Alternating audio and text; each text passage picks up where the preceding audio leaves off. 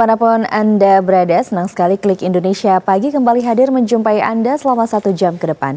Kali ini Kamis 16 Januari 2025 bersama saya Andin Wijaya. Ya, dan saya Anggi DJ. Sejumlah informasi akan segera hadir untuk menemani pagi Anda. Berikut kami sajikan 2 cuplikan Klik Indonesia Pagi selengkapnya. Lebih dari 36 unit mobil pemadam kebakaran dikerahkan untuk menjinakkan kebakaran yang melanda gedung Glodok Plaza Taman Sari, Jakarta Barat pada Rabu malam.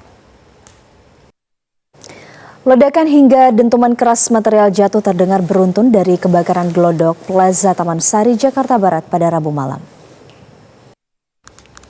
Ya, saudara, kebakaran melanda gedung Glodok Plaza Taman Sari, Jakarta Barat pada Rabu malam. Kepala Dinas Gulkarmat DKI Jakarta juga menyatakan kebakaran tersebut diduga dari ruangan tempat hiburan malam atau diskotik. Sementara itu 9 orang warga yang terjebak kebakaran yang melanda Glodok Plaza Taman Sari, Jakarta Barat pada Rabu malam berhasil dievakuasi. Kita beralih ke sorotan lain, saudara. Ratusan hektar sawah di Jati 7 Kabupaten Majalengka, Jawa Barat terendam banjir. 8 desa terdampak akibat luapan Sungai Cibuaya. Ratusan hektar tanaman padi para petani di 3 desa di Kecamatan Percut Seituan dan Kecamatan Pantai Labu, Kabupaten Deli Serdang, Sumatera Utara mengalami gagal tanam. Hal ini disebabkan tanaman padi mereka terendam banjir karena meluapnya saluran irigasi. Badan Nasional Penanggulangan Bencana BNPB siaga mengantisipasi dampak potensi erupsi Gunung Ibu di Halmahera, Barat Maluku Utara. Status aktivitas vulkanik Gunung Ibu naik ke tingkat tertinggi yaitu level 4 atau awas. Kita beralih ke informasi lain, saudara. Mantan Ketua Komisi Pemilihan Umum Arief Budiman memenuhi panggilan Komisi Pemberantasan Korupsi. Pada Rabu 15 Januari 2025, ia hadir sebagai saksi terkait kasus dugaan suap dan perintangan penyidikan yang menjerat Sekretaris Jenderal Partai Demokrasi Indonesia Perjuangan Hasto Kristianto.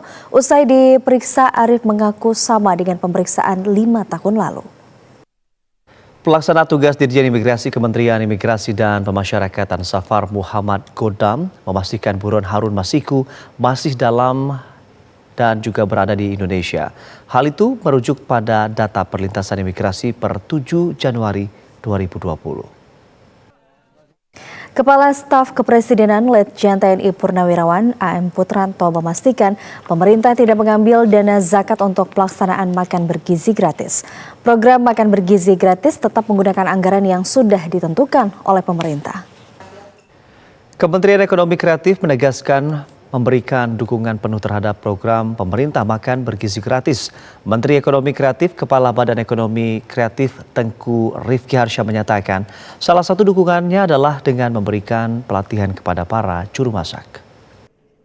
Kepala Staf Kepresidenan Letjen TNI Purnawirawan AM Putranto menyatakan hingga saat ini belum ada rencana pertemuan antara Presiden Republik Indonesia ke-5 Megawati Soekarno Putri dan Presiden Prabowo Subianto. Ia menyatakan bahwa belum mendengar adanya rencana tersebut. Usai jeda kami masih akan kembali dengan sejumlah informasi penting lainnya. Tetaplah bersama kami.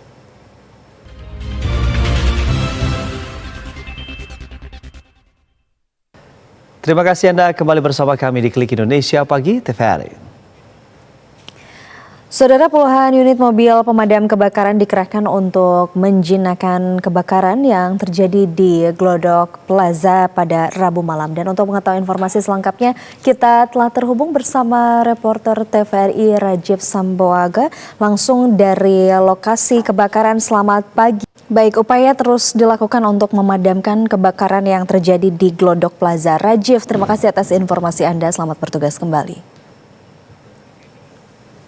Kita beralih ke informasi lain, saudara. Kementerian Usaha Mikro Kecil Menengah mulai memproses pemutihan atau juga kredit macet 1 juta pelaku UMKM.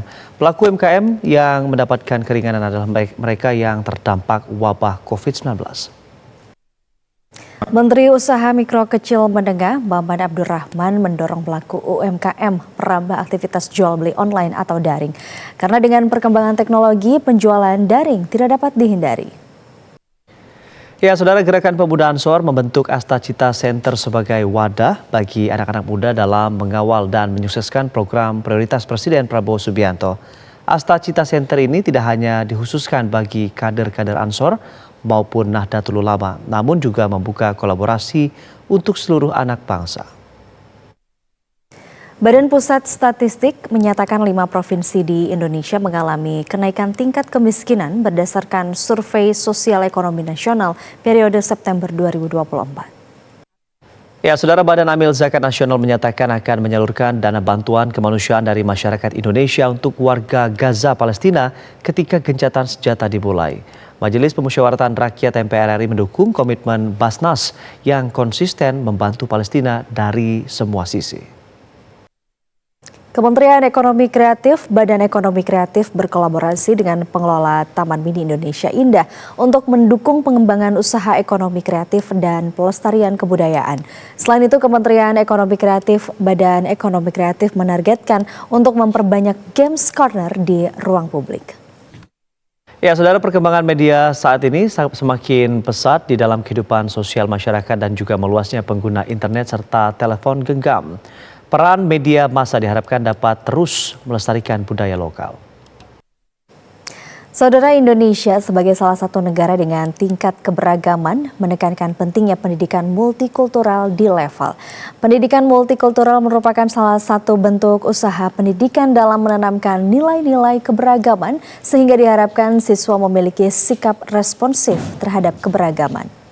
Usai jeda, kami masih akan kembali dengan sejumlah informasi penting lainnya. Tetaplah bersama kami di Klik Indonesia Pagi.